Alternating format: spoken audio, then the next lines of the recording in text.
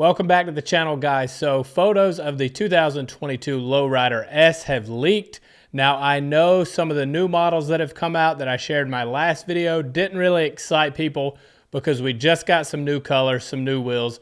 Not the case for the Lowrider S. So let's jump right into it. The first thing that I've noticed about this bike is the new dash, way more streamlined, and they've done that by removing the gauges. The gauges, as you'll see, are at the top of the handlebars. Now, I've heard, and this was just speculation on forums where I found these photos, that this is just a regular analog gauge. I hope that's not the case. Here's what I hope they do. I hope they do this gauge, the gauge that's on the Sportster S, this digital gauge. I'm a big fan, and the biggest reason for that is what you're looking at right now, navigation without having to have my phone mounted to the bike.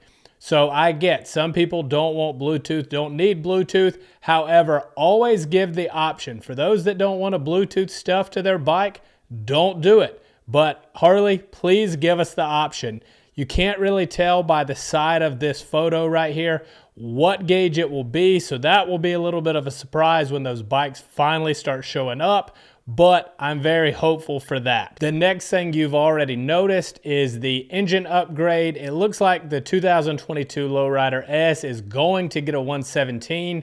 I'm really glad Harley did this because since they canceled the regular Lowrider, what made the S an S? I mean, it had a 114, but so did the Street Bob, so did the Fat Bob. So it really wasn't an S model. So adding that 117 to me gives it the right to be called an S model. And you do get a slight performance bump. So the previous model had the 114 with 90 horsepower, 119 foot-pounds of torque.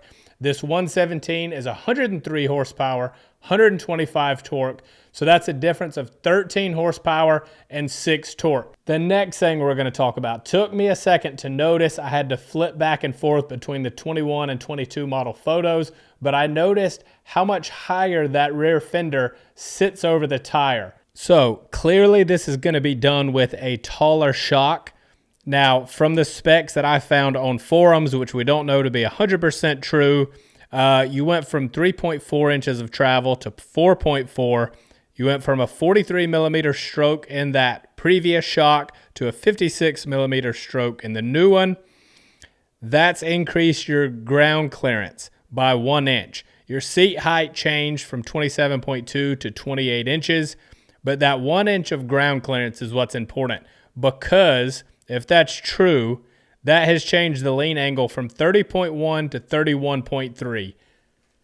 That's not bad. You know, that's kind of what we're looking for in this Lowrider S. More sporty, more performance for those guys that like to take it up the mountains, try to drag pegs and stuff. You've got a little bit more of a challenge now. I'm excited, and let's hope those numbers are right. Now, I also noticed some people talking about in the forums that it has taller risers. From what I can tell, it does not. And I'm basing that off the fact of the gauges on the previous year model made it look like they were closer to the bars. But if you look at the distance from the turn signal to the top of the fork, it looks like the same exact distance to me. You guys can let me know what you think. But I'm going to go ahead and say those are the same risers. Just looks different because the gauges are no longer underneath the handlebars. Now, yes, you could say that because I found these photos on a forum, it could have been someone who's really good at Photoshop because these look just like the photos that are on Harley's website.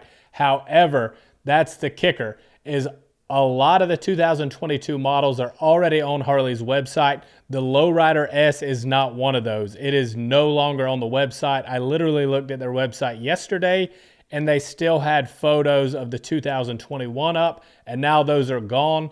They were not replaced with photos of the 2022, which leads me to believe this should be the bike that they roll out. I mean, we're so close to the unveiling.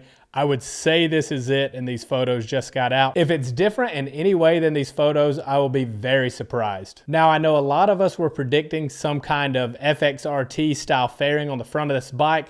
Clearly, based on these photos, we don't have that. Here's my prediction. We're getting a second model that has that fairing on the front. Will it be a Lowrider S? I would hope so, because dual disc, inverted front end, Now the 117. I don't want to see a Sport Glide with the FXRT style fairing. Let me know down in the comments what you guys think. I think we're going to get a second Lowrider S. Maybe it's an icon bike. Maybe it's a production bike. I hope it's a production bike. I hope it comes in at a good price range. You never can tell what Harley's going to do with pricing, but fingers crossed for that one. Thanks for watching, guys. Let me know what you thought about the video down in the comments. Please subscribe, and I'll catch you on the next one.